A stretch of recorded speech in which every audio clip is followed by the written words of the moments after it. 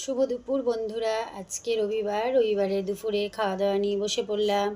এখানে আছে গরম গরম ভাত, এটা হাজব্যান্ডের জন্য বেড়ে নিচ্ছি আজকে আগে, কেননা আজকে কিছুই রান্না করিনি, একদমই অল্প কিছু রান্না করেছি, এটা হাজব্যান্ডে।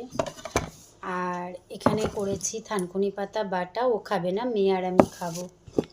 ওকে লেবু দিয়ে দিচ্ছি এক টুকরো, এই যে এক টুকরো লেবু। আর করেছি হচ্ছে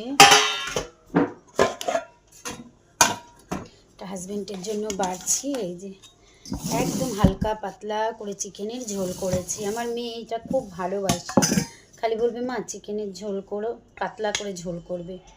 এটা হাজব্যান্ডের বেড়ে নিচ্ছি, একদমই পাতলা করে করেছি যেন কোনো অসুবিধে না হয়,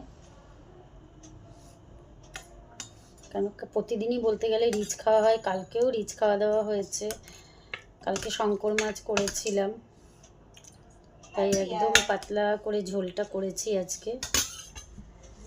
এটা হাজব্যান্ডের, এই যে বেড়ে নিলাম, এই হচ্ছে হাজব্যান্ডের। তাহলে আজকে দুপুরে আমাদের এই হয়েছে দুপুরের আজকে রান্না, আর কিছু না, এটা বেটে নিয়েছি, মাংস করেছি, আর কিছুই করিনি।